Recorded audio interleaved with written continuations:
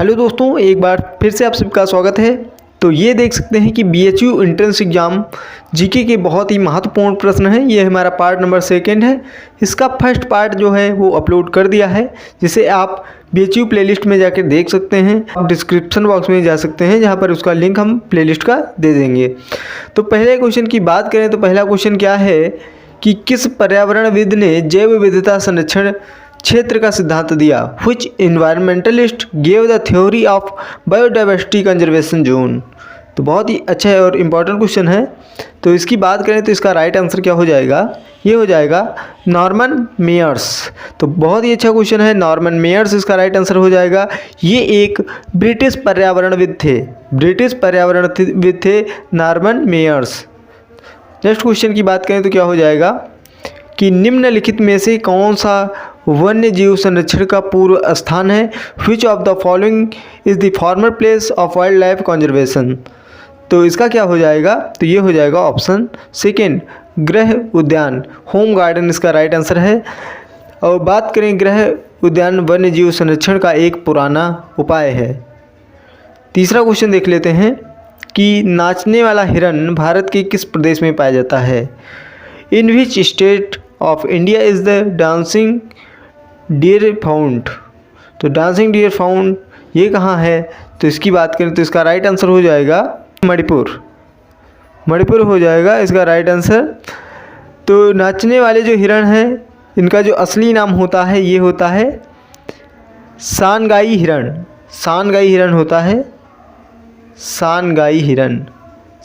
होता है, जो मणिपुर के केबुल लामजाओ लिख देते हैं। केबुल लामजाओ यहाँ लिख रहे हैं, इसको नोट कर लें। केबुल लामजाओ यहाँ पर राष्ट्रीय उद्यान है, तो वहाँ पाया जाता है। इसके अलावा यह भारत में किसी भी हिस्से में नहीं पाया जाता है। तो ये एक इम्पॉर्टेंट क्वेश्चन है कि नाचने वाला जो हिरन है ये कहाँ पाया जाता है? तो मणिपुर में पाया जाता है। चौथा क्वेश्चन है कि which option is not correct? कौन सा विकल्प सही नहीं है? पहला ऑप्शन है शार्क बे ऑस्ट्रेलिया, दूसरा ऑप्शन है कैरास्को नेशनल पार्क जो कि बोलिविया है, Atlantic forest south east reserve जो कि फ्रांस है। ऑल करेक्ट हैं, तो कौन सा ऑप्शन इसमें सही हो जाएगा? तो अगर हम बात करें कि शार्क बे ऑस्ट्रेलिया, तो ये बिल्कुल ही राइट है, शार्क बे ऑस्ट्रेलिया में है। कैरास्को नेशनल पार्क बोलिविया, तो ये भी सही है।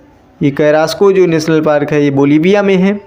तीसरे क्वेश्चन की बात करें कि Atlantic forest south east reserve, तो ये फ्रांस में है, तो ये गलत हो जाएगा। ये फ्रांस में नहीं, ये बल्कि ब्राज़ील में है। तो कह सकते हैं कि ऑप्शन सी इसका राइट आंसर हो जाएगा। तो ये भी याद रखें कि Atlantic forest south east reserve कहाँ है? तो ये ब्राज़ील में है। अब पाँचवें क्वेश्चन की बात करें तो ये क्या हो जाएगा कि उत्तर पूर्व भारत में निम्न प्रजातियों में से कौन से जंगलों में पाए जाते हैं?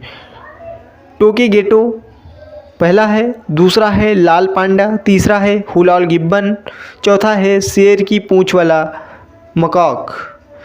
तो अगर इसकी बात करें टोकीगेको, तो ये क्या है? ये एक प्रकार की प्रजाति है। किसकी है? तो छिपकली की प्रजाति है। और इसकी बात करें लाल पांडा जानते होंगे, हुलाल गिब्बन भी जानते हैं आप लोग, देखे होंगे। शेर की पूंछ का मकॉक, तो ये क्या होता है? ये एक बंदर है। तो बाकी की अगर तीन देखें शुरुआत के अगर हम तीन देखें, टोकागेको, लाल पांडा, हुलाल गिब्बन उत्तर पूर्व भारत में पाए जाते हैं, जो कि जंगल से रिलेटेड हैं। और बात करें लाइन टेल मकॉक, इसकी बात करें तो ये कहाँ पाया जाता है? ये पाया जाता है पश्चिमी घाटी पर ये पाया जाता है। तो हम कह सकते हैं कि जो जंगल से रिलेटेड हैं वो शुरुआत के 3 हैं, तो ऑप्शन सी सही हो जाएगा, केवल 1, 2 और 3। तो टोकीगेको, लाल पांडा, हुलाल गिब्बन ये जंगलों से संबंधित हैं, जंगल में पाए जाते हैं। जबकि ये जो चौथा है शेर की पूंछ का मकाक, ये कहाँ पाया जाता है? तो ये पश्चिमी घाटों पर पाया जाता है। छठा क्वेश्चन है कि केवलादेव राष्ट्रीय उद्यान किस प्रदेश में है। बहुत ही इम्पोर्टेंट क्वेश्चन है। केवलादेव ये भरतपुर अभयारण्य में है, मतलब भरतपुर में है। तो भरतपुर कहाँ है? राजस्थान में है।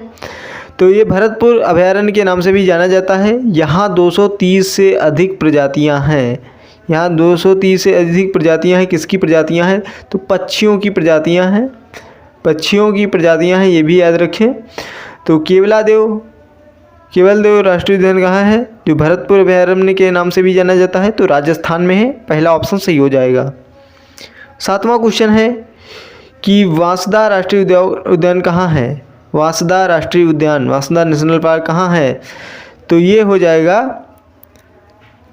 गुजरात में। गुजरात में है वांसदा, पहला सही हो जाएगा। यह एक छोटा सा उद्यान है। यहाँ फूलों की 443 प्रजातियाँ हैं। 443 प्रजातियाँ हैं फूलों की, तो ये भी याद रखें। आठवां क्वेश्चन है कि in which state is the desert national park located. तो मरुभूमि राष्ट्रीय उद्यान किस प्रदेश में है? बहुत ही इम्पोर्टेंट क्वेश्चन है। तो इसकी अगर हम बात करें तो इसका राइट आंसर क्या हो जाएगा? ये हो जाएगा राजस्थान।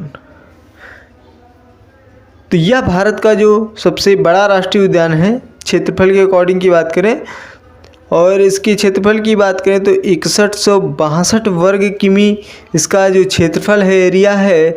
तो हम कह सकते हैं कि राजस्थान का जो मरुभूमि राष्ट्रीय उद्यान है, ये सबसे बड़ा भारत का राष्ट्रीय उद्यान है। 9 नंबर क्वेश्चन की बात करें तो ये क्या है? विश्व का सबसे बड़ा सदाबहार वन कौन सा है? बहुत ही इम्पोर्टेंट क्वेश्चन है और बहुत ही ज़्यादा एग्जाम में पूछा जाने वाला प्रश्न है कि विश्व का सबसे बड़ा सदाबहार वन कौन सा है? तो सुंदरवन इसका राइट आंसर हो जाएगा। यह विश्व यूनेस्को की विश्व धरोहर है और 260 से अधिक प्रजातियां यहाँ पर पाई जाती हैं। तो सुंदरवन इसका राइट आंसर है, ऑप्शन फर्स्ट। 10 नंबर क्वेश्चन है कि पूर्वी दलदल का हिरण किस राष्ट्रीय उद्यान में पाया जाता है? यह असम में पाया जाता है, मुख्य रूप से काजीरंगा राष्ट्रीय उद्यान में, और थोड़ा बहुत मानस में भी पाया जाता है। लेकिन ऑप्शन में काजीरंगा और मानस दोनों दिए हैं, लेकिन मुख्य रूप से हमने बताया आपको कि काजीरंगा राष्ट्रीय उद्यान में पाया जाता है। तो काजीरंगा इसका राइट आंसर हो जाएगा। अगर मान लें कि काजीरंगा ऑप्शन में नहीं है और मानस ऑप्शन में दिया गया है, तो मानस वहाँ पर सही हो जाएगा। और एक चीज़ ये भी याद रखें, काजीरंगा और मानस दोनों बहुत ही फेमस हैं और दोनों असम में पाई जाती हैं। दोनों असम में हैं राष्ट्रीय उद्यान। तो अगर एक सींग के दरियाई घोड़े की बात करें तो वो कहाँ पर पाया जाता है? इसे आप कमेंट में ज़रूर बताएं कि एक सींग वाला दरियाई घोड़ा ये कहाँ पाया जाता है, किस राष्ट्रीय उद्यान में पाया जाता है। 11 नंबर क्वेश्चन की बात करें कि इल्बर्ट विधेयक का विवाद किस वायसराय से संबंधित था? With which viceroy was the dispute of Ilbert bill related. तो बहुत ही अच्छा क्वेश्चन है, इंपॉर्टेंट क्वेश्चन है। वीडियो अच्छा लग रहा हो तो वीडियो को लाइक करते चलें, क्योंकि इतना काम आप कर सकते हैं। तो ऑप्शन की बात करें, Lord Curzon, Lord Lytton, Lord Ripon, Lord Hardinge, ये 4 ऑप्शन दिए गए हैं।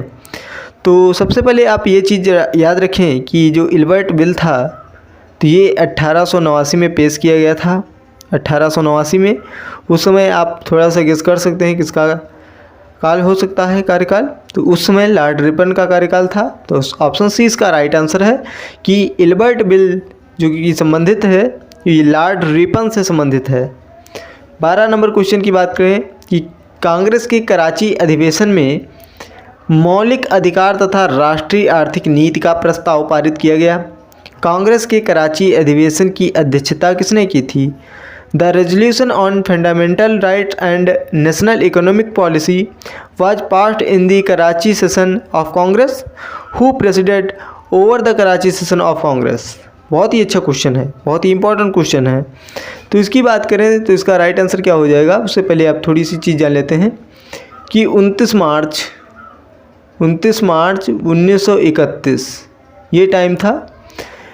19 मार्च 1931 को आयोजित किए गए कांग्रेस के अधिवेशन की अध्यक्षता सरदार वल्लभ भाई पटेल ने की थी।